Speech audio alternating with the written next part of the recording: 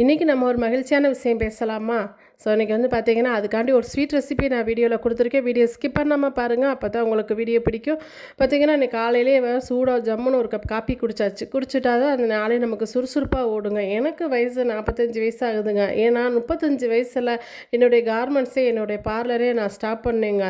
ஆனால் பாருங்கள், அதுக்கப்புறம் நான் வந்து அழகப்பா யூனிவர்சிட்டி, அதாவது சிவகங்கை மாவட்டத்தில் இருக்கிற சிவகங்கை மாவட்டத்தில் இருக்கிற அழகப்பா யூனிவர்சிட்டியிலையும் நான் தையல் டீச்சராக கொஞ்ச நாள் ஒர்க் பண்ணிக்கிட்டு இருந்தேங்க.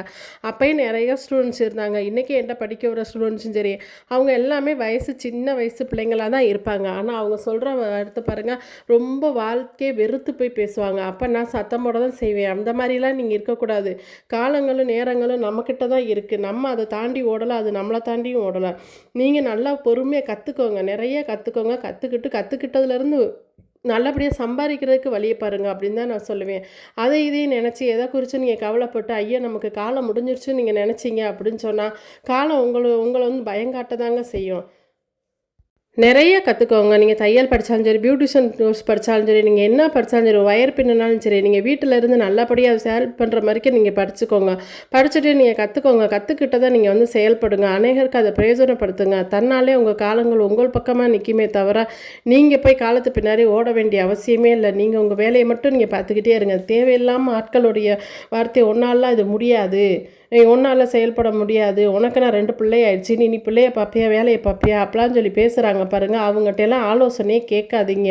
ஏன்னா என்னால் முடியாதுன்னு சொல்கிற தகுதி உனக்கு இல்லை அப்படின்னு சொல்லி அவங்கள பார்த்து மனசுக்குள்ளே நினச்சிட்டு சிரிச்சுக்கிட்டே அவங்கள விட்டு விலகிட்டு நீங்கள் பாட்டுக்கு உங்கள் என்ன கற்றுக்க ஆசைப்படுறீங்களோ செய்யுங்க. என்ன செய்யணும்னு நினைக்கிறீங்களோ உங்களை வந்து நீங்கள் தான் வந்து உருவாக்கிக்கிறணுமே தவிர உங்களை உருவாக்குறதுக்கு ஒரு ஆள் வானத்துலேருந்து குதிச்சு நமக்கு வரமாட்டாங்கங்க. அதனால் நீங்கள் என்ன செய்யுங்க, எல்லா ஸ்டூடெண்ட்ஸுக்கும் நான் சொல்கிறது, இன்றைக்கி வர ஸ்டூடெண்ட்ஸுக்கும் நான் அதை தான் சொல்லுவேன். ஆரி படிக்க வந்தாலும் சரி, டெய்லரிங், பியூட்டிஷியன் எது படிக்க வந்தாலும் சரி, எல்லா ஸ்டூடெண்ட்ஸுக்கும் நான் சொல்கிற ஒரே விஷயம் இது ஒன்று தான். உங்களுக்கு வந்து ஒருத்தவங்க கையை பிடிச்சி கற்றுக் கொடுப்பாங்க அப்படின்னு சொல்லி நீங்கள் எதிர்பார்த்தீங்க அப்படின்னு சொன்னால் நீங்கள் ஏமாந்து போவீங்க. ஏன்னா உங்கள் கையில் இருக்கிறது பிடுங்கிட்டு போக வேணால் ஆள் வருவாங்களே தவிர உங்களுக்கு கற்றுக் கொடுக்குறதுக்கு யாரும் வரமாட்டாங்க. இதுதான் காலம் அப்படின்னு சொல்லி நான் உங்களுக்கு புரிய வச்சு தான் அனுப்புவேன் பிள்ளைங்களை.